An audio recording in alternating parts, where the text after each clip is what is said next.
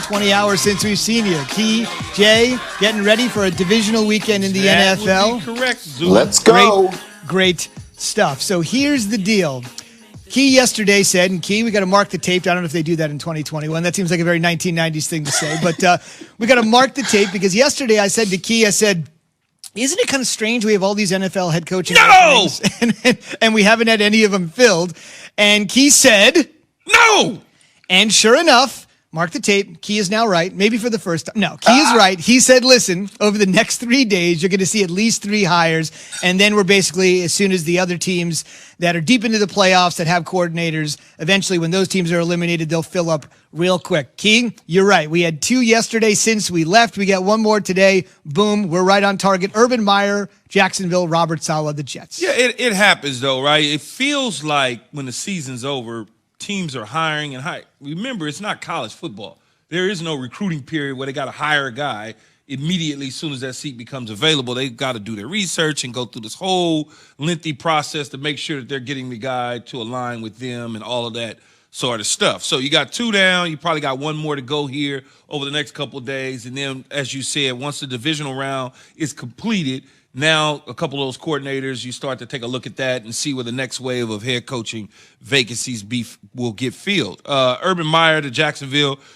it was destined to happen. When you start hearing crazy numbers being floated out there at the $12 million number, and he's getting on a plane and he's meeting on the yacht and he's at the house eating lunch and just all the stuff that you align with coaches taking jobs, being sneaky along the way, putting their staffs together, because they go real silent on you. And they still go real silent, and you know, this world, no one can hold water. The moment that someone says something, they start getting all giddy. They're going to call another person who's calling another person. What you think? You think I should do this? Urban called me last night. And then everything starts to float out there. And guys like our Adam Schefter and Dan Graziani, they get it, and then they start to put their pieces together, and then the news is made that Urban Meyer is eventually going to take the Jaguars job, and he took it yesterday evening.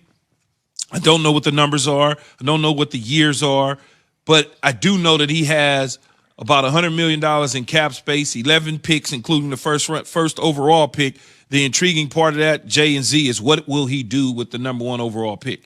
What is his staff going to look like? Is Trent Baalke, the former general manager of the San Francisco 49ers, who helped Jim Harbaugh lead them to a Super Bowl, who is now in place as the interim general manager, will he be retained as a full-time general manager to kind of ease the process? And I would think for Urban Meyer that the buck stops with him.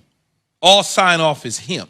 He has full control, I would think, because a guy with this type of legacy, pedigree is surely not going to go into a situation where he does not have full control, Jay. Key, can we have a quick tangent for 1 second? Sure.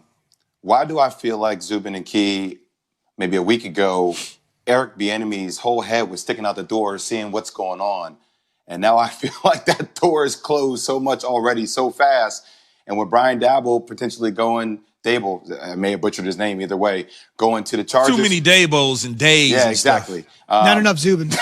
Definitely not enough Zubins. But if that door is closed drastically, if that opportunity happens, like Eric Bieniemy all of a sudden looking for the 2nd year in a row. That would be Bieniemy. You mix Bieniemy and Dable together. Got it. Bieniemy. You know what I'm talking about, kid. It's early in the morning. I get it. Early. But it's amazing how fast that happens. Again, year 2. Yeah. Right? Yeah. We still got some vacancies, right? We just don't know.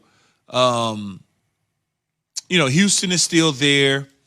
The Jets fill their spot. Jags fill their spot. Chargers are still there. Detroit just hired their general manager yesterday, which I love.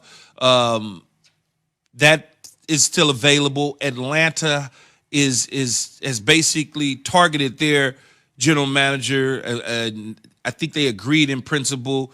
So the head coaching vacancies are still available. So it's not too late. Remember, there was 7 job openings, I think, Jay, right? Yeah, was it 7? So they filled 2. You got 5 more to go, right? Let's see what happens. Here's what I would say, fellas. There's 3 major concerns with me with regards to Urban Meyer. Key, you mentioned one of them. And then there's a macro question I think that needs to be addressed.